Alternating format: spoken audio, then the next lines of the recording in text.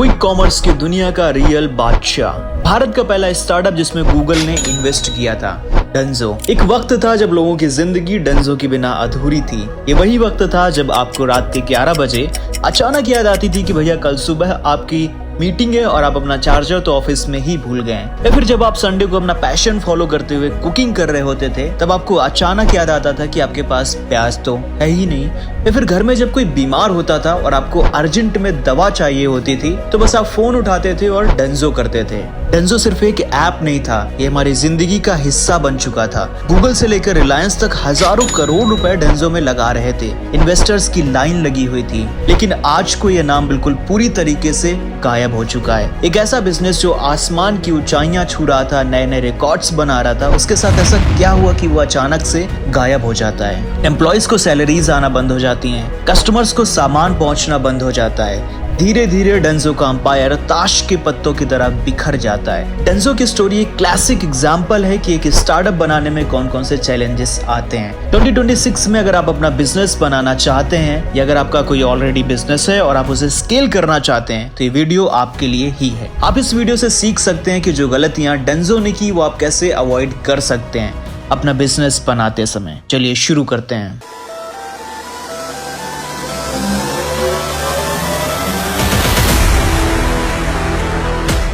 जिस तरीके से ये बिजनेस बना, इसकी कहानी बहुत इंटरेस्टिंग है और इंस्पायरिंग भी है। साल होता है 2014 का। बेंगलुरु में कबीर विश्वास नाम का लड़का एक व्हाट्सएप का ग्रुप बनाता है। उसका आइडिया बहुत सिंपल होता है। अगर आपको कुछ सामान चाहिए तो आप उस व्हाट्सएप ग्रुप में मैसेज कर दो, उसकी डिलीवरी आपके यहाँ पर कर दी जाएगी। अगर आप अपना वॉलेट घर में या फिर ऑफिस में भूल गए हो, अगर आपको कोई खाने का सामान चाहिए या अगर आपको खाने का सामान किसी के यहाँ भेजना है या कोई भी सामान किसी के यहाँ भेजना है, किसी मित्र के यहाँ भेजना है, तो ये सब डंजो काम करता था। स्टार्टिंग में इसके फाउंडर कबीर ही ये सारा डिलीवरी का काम करते थे। ये सुबह के 5 बजे से लेकर रात के 10 बजे तक काम करते थे। शुरुआत में जब इनके पास टीम नहीं थी तो ये खुद ही सारा काम करते थे, घर घर डिलीवरी करने जाते। बहुत बार ऐसा भी हुआ कि जिस इंसान को डिलीवरी देने गए वो बाद में इनका इन्वेस्टर बन गया, क्योंकि डंजो का मॉडल बहुत इंटरेस्टिंग था और कबीर बिल्कुल ग्राउंड लेवल पर काम कर रहे थे। इनका आइडिया बिल्कुल हिट हो चुका था, लोग पसंद कर रहे थे क्योंकि ये रियल प्रॉब्लम सॉल्व कर रहे थे। बेंगलुरु में इतना ज्यादा ट्रैफिक है, लोग बहुत व्यस्त हैं, उनके पास टाइम नहीं है, ट्रैवल करना बहुत ज्यादा टफ हो चुका था और डंजो इसी का बहुत परफेक्ट सॉल्यूशन लेकर आया था और लोगों को ये चीज बहुत पसंद भी आ रही थी। वक्त धीरे धीरे बीतता है, डंजो अपना काम करता रहता है और फिर आता है साल 2017 और ये साल इनके लिए सब कुछ बदल करके रख देता है। दुनिया की सबसे बड़ी कंपनियों में शुमार कंपनी गूगल डंजो में इन्वेस्ट करती है। डंजो इंडिया का पहला ऐसा स्टार्टअप होता है जिसमें गूगल इन्वेस्ट करता है।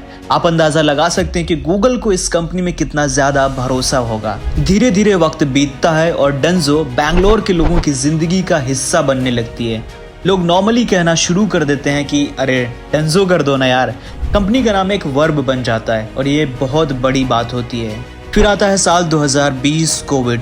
चारों तरफ एक अजीब सी खामोशी, डर, दुनिया रुक सी गई होती है, सब घरों में बंद होते हैं। डंजो उस वक्त भी अपनी पूरी रफ्तार से चल रहा होता है, जब लोगों को मेडिसिन की जरूरत थी और कोई नहीं था लाने वाला, जब घरों में खाने का सामान खत्म हो रहा था, लोगों को बाहर जाने में डर लग रहा था, तब डंजो बेखौफ ये सारे काम आपके लिए कर रहा था। लोगों को जरूरत थी और डंजो उनके साथ खड़ा था। कंपनी धीरे धीरे बहुत ऊपर जा रही थी। वक्त बीतता है, साल 2021 आ जाता है। अब तक कंपनी टोटल $450 मिलियन की फंडिंग रेज कर चुकी होती है। उस वक्त के हिसाब से लगभग 2.5 हजार करोड़ रुपए। कंपनी यूनिकॉर्न बनने वाली होती है। सबको लगने लगता है कि बॉस अब ये कंपनी बहुत बड़ी बनने वाली है। इन्वेस्टर्स बहुत ज्यादा इंटरेस्ट दिखा रहे होते हैं। लेकिन उसी वक्त इंडियन मार्केट में एक और ट्रेंड शुरू हो चुका था, क्विक कॉमर्स का ट्रेंड, यानी कि 10 मिनट में डिलीवरी। स्विगी, इंस्टामार्ट आ जाता है, जोमेटो अपना ब्लिंकिट शुरू करता है, ज़ेप्टो बहुत एग्रेसिवली मार्केट में एंटर करता है। Quick commerce model dark stores के बेस पे चलता है। ये सारी कंपनीज उस वक्त अपने डार्क स्टोर्स खोल रही थी। डार्क स्टोर एक वेयर हाउस टाइप की जगह होती है जहाँ पर सारा सामान स्टोर किया जाता है। यहाँ सिर्फ डिलीवरी बॉयज ही जाते हैं सामान उठाने, कस्टमर यहाँ नहीं जा सकते क्योंकि सब कुछ ऑनलाइन ही ऑर्डर होता है। वो ऐसा वक्त था जब क्विक कॉमर्स बहुत एग्रेसिवली मार्केट में एंटर कर रहा था। उस वक्त डंजो को ऐसा लगा कि अगर उन्होंने ये मॉडल नहीं अपनाया तो वो पीछे रह जाएंगे। जल्दी जल्दी में डंजो ने अपना डंजो डेली लॉन्च कर दिया। प्रॉमिस किया कि हम 19 मिनट में डिलीवरी करेंगे। इन्होंने अपने कई सारे डार्क स्टोर्स खोलने शुरू कर दिए और यहीं से शुरू हुआ डेंजो का सबसे बड़ा ब्लंडर और डाउनफॉल। क्विक कॉमर्स अडॉप्ट करना इनके लिए बहुत बड़ी गलती थी, क्योंकि डेंजो जो कर रहा था वो मार्केट प्लेस अलग थी। वो बायर और सेलर को कनेक्ट कर रहा था। मुझे अगर किसी शॉप से कोई सामान चाहिए और मैं वहाँ शॉप में नहीं जाना चाहता तो डेंजो वो सामान शॉप से लेके मुझे दे देगा। यानी डेंजो सिर्फ बीच में बायर और सेलर को ऑनलाइन कनेक्ट कर रहा था। ये मॉडल बहुत सिंपल था और इसमें पैसे भी बहुत कम लगते थे। लेकिन डार्क स्टोर खोलना ये एक एसेट हैवी मॉडल है। मतलब आपको वेयर हाउस रेंट करना पड़ेगा, उसमें इन्वेंट्री रखनी पड़ेगी, वर्कर्स रखने पड़ेंगे मैनेज करने के लिए, और ये सब करने में बहुत पैसा लगता है। उस वक्त डेंजो के पास उतना पैसा नहीं था जितना स्विगी और जोमेटो के पास था। डेंजो उस समय बर्न ही कर रहा था। अगर मैं आपको 2018 से 2021 तक के नंबर्स बताऊं तो आप शॉक हो जाएंगे। आप मान लो अगर डेंजो एक ऑर्डर से सिर्फ 1 रुपया कमा रहा था तो उस ऑर्डर को डिलीवर करने में 7 रुपए खर्च हो रहे थे। Delivery, discounts, marketing expenses, operations और ये सारे इस तरह के एक्सपेंसेस, तो मतलब हर ऑर्डर पर इनको 6 रुपए का लॉस हो रहा था। मतलब 6 रुपए का लॉस करने के बाद ये 1 रुपया कमा रहे थे। इसको हम कहते हैं नेगेटिव यूनिट इकोनॉमिक्स। शुरुआत में स्टार्टअप लॉस झेल सकते हैं, लेकिन अगर जितना आप बिजनेस बढ़ा रहे हो, अगर आपका लॉस भी उतना ही बढ़ रहा है तो मॉडल सस्टेन नहीं करता, बिजनेस आपका टिक नहीं पाएगा। 2021 तक डेंजो के लॉसेस 1800 करोड़ रुपए पहुंच गए, जबकि रेवेन्यू सिर्फ 224 करोड़ रुपए था। सिंपल शब्दों में डेंजो पैसा कमा नहीं रहा था, बल्कि पैसा बर्न कर रहा था, पैसा गंवा रहा था, और अफोर्डेबिलिटी का भी कोई क्लियर रास्ता दिखाई नहीं दे रहा था। अक्टूबर 2022 में जब कंपनी के पास पैसा था तो उन्होंने 400 करोड़ रुपए आईपीएल में एडवर्टीजमेंट पे खर्च कर दिए। मतलब क्रिकेट मैच में एड दिखाई गई। उस एडवर्टीजमेंट से लोग ऐप पर तो आए, यानी कि डेंजो को कस्टमर तो मिले, लेकिन वो कस्टमर टिके नहीं, तो कुल मिलाकर वो पैसा बर्बाद हो गया। डेंजो के मार्केट में जितने भी कॉम्पिटिटर्स थे उनके पास स्पेंड करने के लिए बहुत पैसा था। ब्लिंकिट के पास जोमेटो का सपोर्ट था, स्विगी के पास ऑलरेडी बिलियंस थे। डेंजो अकेला लड़ रहा था, इसका कोई गॉडफादर नहीं था। फिर आता है साल 2022 जनवरी, जब रिलायंस की एंट्री होती है डेंजो में। रिलायंस लगभग $200 मिलियन इन्वेस्ट करता है, यानी कि लगभग 2000 करोड़ रुपए लगाकर रिलायंस 25.8% स्टेक खरीद लेता है डेंजो में, और ये सबसे बड़ा शेयर होल्डर बन जाता है। फाउंडर्स को लगता है कि इतने पैसे आ चुके हैं, अब ये लोग इजीली स्विगी और ब्लिंकिट से compete कर सकते हैं, लेकिन ऐसा हुआ नहीं।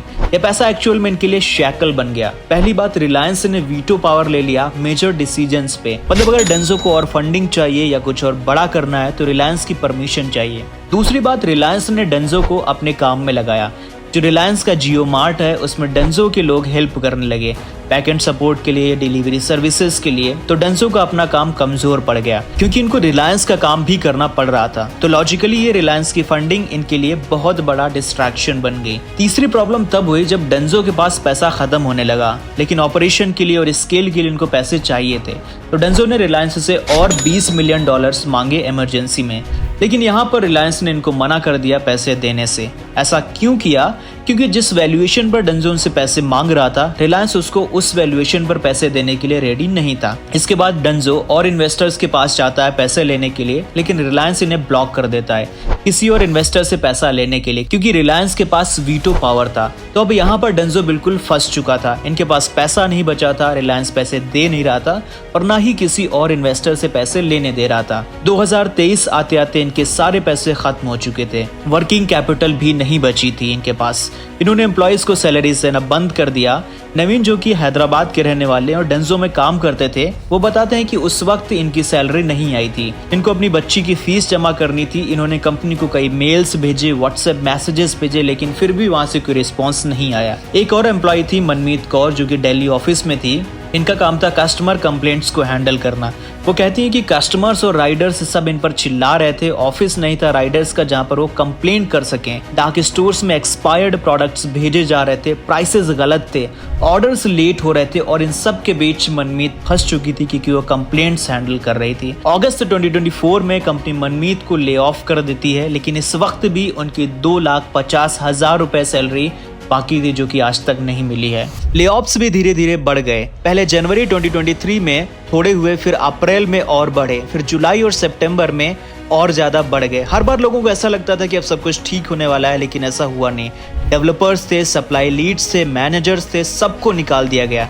एक डेवलपर सार्थक गांधी था, 1 महीने बाद उसकी शादी होनी थी, उसको भी निकाल दिया गया। आप सोचिए उसके लिए कितना टफ होगा। अगस्त 2024 तक सिर्फ 50 लोग बचे थे कंपनी में। बस कंपनी किसी तरीके से चल रही थी। डेंजो ने गूगल और फेसबुक को एड्स ड्यूज नहीं दिए, 114 करोड़ रुपए बाकी थे। और फिर वो वक्त आता है 2025 का, जब ये कंपनी ताश के पत्ते की तरह बिखर जाती है। जनवरी 2025 में रिलायंस ने अपने $200 मिलियन राइट ऑफ कर दिए, यानी कि एक्सेप्ट कर लिया कि ये इतना पैसा डूब चुका है। और जो इस कंपनी के फाउंडर थे कबीर बिस्वास, जो इतनी डेडिकेशन के साथ काम कर रहे थे, वो कोई और कंपनी ज्वाइन कर लेते हैं अपनी कंपनी छोड़कर। वो फ्लिपकार्ट का क्विक कॉमर्स डिवीजन ज्वाइन कर लेते हैं। ऑफिस में ताला लग चुका था, ऐप प्रॉपरली वर्क नहीं कर रहा था, वेबसाइट डाउन हो चुकी थी।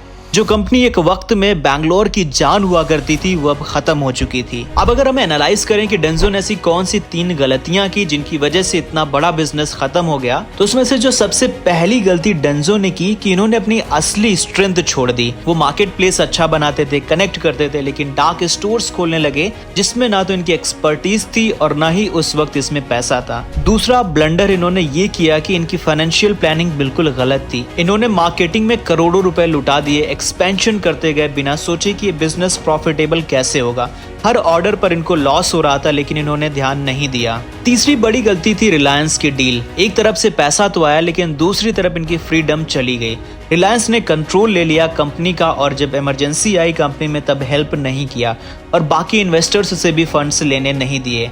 जेप्टो, ब्लिंकिट, स्विगी, इंस्टामार्ट, ये सब 1000 से ज्यादा डार्क स्टोर्स खोल चुके हैं। सो यस, फाइनली ये लोग जीत चुके हैं। एग्जीक्यूशन में ये बेटर थे, इनके पास पैसा था, टेक्नोलॉजी थी, लोग थे, लेकिन डेंजो के पास कुछ नहीं बचा। इस केस स्टडी से हमें सीखने को मिलता है कि अपनी स्ट्रेंथ को नहीं छोड़ना चाहिए। अगर आप एक चीज में अच्छे हैं, बेटर हैं, तो आप उसको परफेक्ट करिए। ट्रेंड देख के ऐसे गेम में जंप मत करिए जिसके आपके पास रिसोर्सेज ही नहीं है। कैश मैनेजमेंट बहुत जरूरी है। कितना भी पैसा हो, अगर हर ऑर्डर पर लॉस हो रहा है तो वो पैसा खत्म हो जाएगा। आपको सस्टेनेबल मॉडल बनाने पर फोकस करना चाहिए। इन्वेस्टमेंट लेते समय बहुत सोच समझकर डिसीजन लेना चाहिए। आगे अगर इन्वेस्टर आपकी फ्रीडम छीन ले तो फिर आपके लिए वो ब्लेसिंग नहीं, कर्ज भी बन सकता है। डेंजो की कहानी इसलिए इम्पोर्टेंट है क्योंकि एक टाइम पर ये कंपनी सच में लोगों की हेल्प कर रही थी। कोविड में ये कंपनी लाइफलाइन थी।